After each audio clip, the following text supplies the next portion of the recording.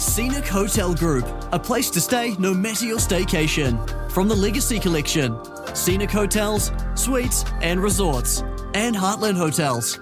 Find your place to stay at scenichotelgroup.co.nz. Super Rugby Aupiki underway this weekend as well. The Hurricanes power against the Chiefs Manawa. That game got underway just after 2 o'clock. And I can tell you the Hurricanes have gone out to an early lead. They were 14-0 ahead, but Chiefs Manawa have just scored their first try. So it is Hurricanes power 14, Chiefs Manawa 5, and we've had just on 15 minutes in that game. Later on this afternoon, 4:45, it is the Matatu up against the Blues in Dunedin, the curtain raiser to tonight's men's match. Matatu captain is Black Fern's loose forward, Alana Bremner, who had such a huge part to play, of course, in the Black Ferns World Cup win in November of last year. So she joins us now. Alana, thank you for joining us. So I want to talk about Super Rugby Aupiki, obviously, but how often do you think back to that Rugby World Cup final sort of in mid-November? Kia ora, thank you for having me.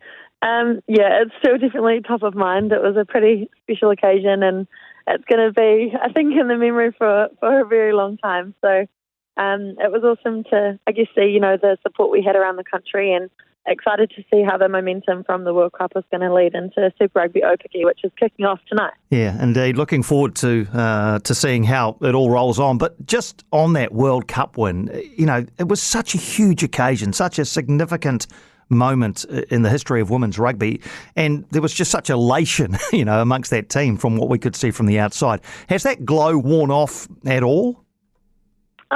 I wouldn't say it's fully worn off at all. We're still doing, there was a trophy tour in Southland yesterday, which was pretty special, and still doing a few school visits and things. So the excitement is still there and it's real. And we're really hoping to see that come into, the competition that's coming up. All right, well, let's talk about Super Rugby Aupiki. How much have you and the other members of the World Cup winning side who are in the Matatu camp tried to bring that positivity and the winning culture into the Matatu side?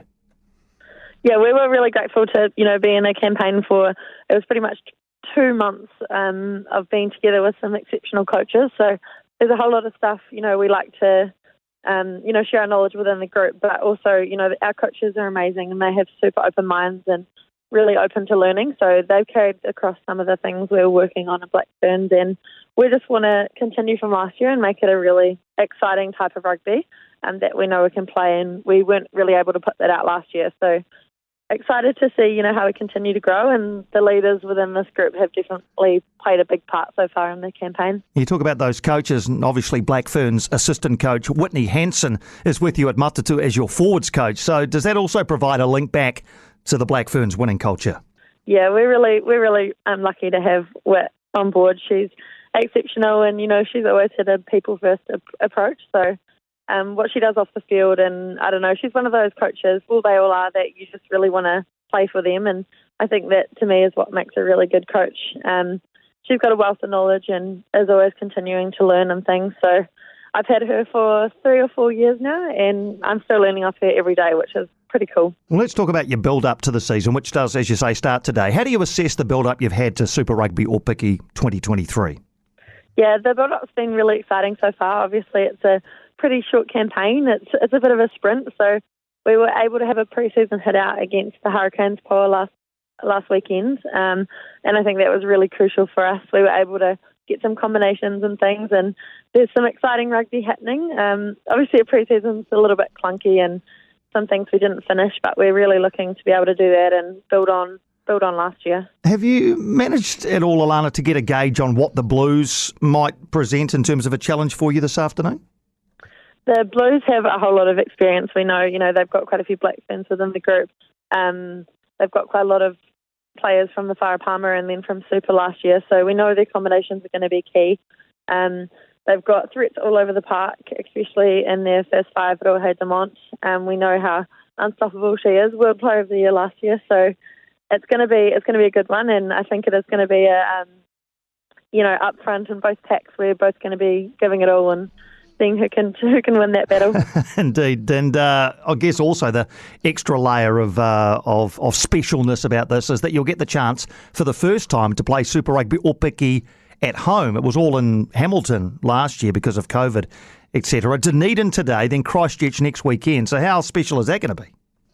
I'm so excited. We have a whole lot of girls who are from Dunedin or Otago, and that's their home field. So there's a whole lot of excitement within the group, and I think, this year being able to play in front of friends and whānau is what is going to make it so special. So, yeah, I guess, when that final whistle blows and you're able to connect with all our people, and that's what makes rugby a special thing. And, yeah, we've got a whole lot of excitement in the group. Awesome.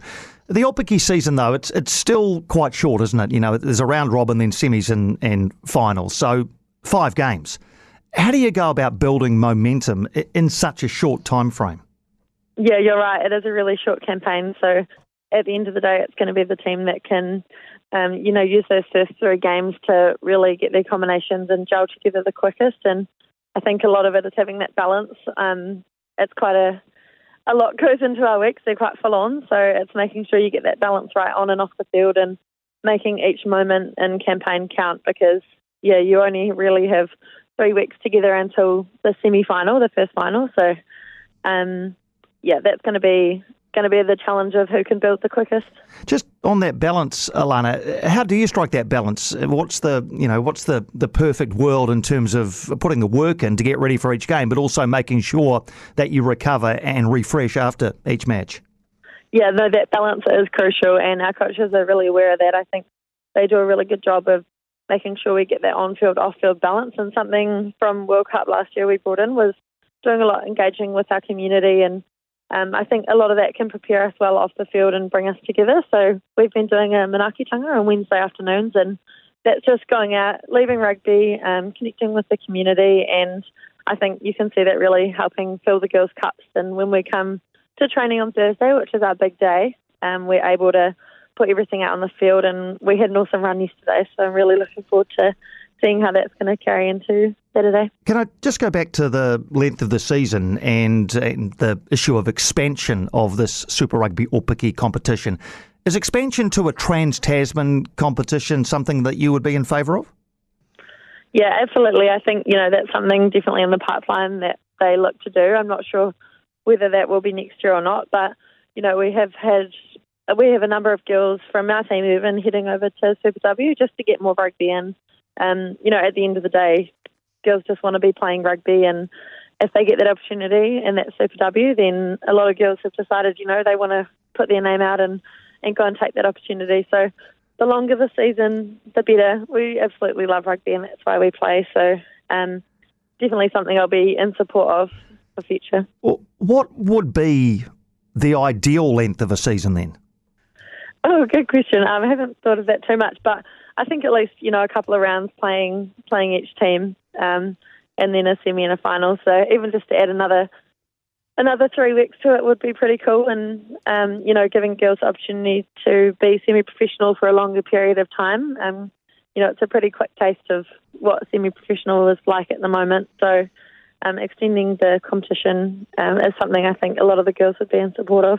All right. And just to circle back to the Black Ferns to finish, Alana, we haven't had absolute confirmation of the test matches that the Black Ferns will play this year, but we're told that it'll be 7 at least, which is great news. So how much are you looking forward to pulling on the black jersey again?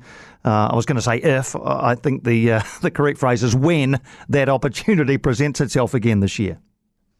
If it does, no, it's something, never take for granted, and it's an absolute privilege to be able to pull that jersey on.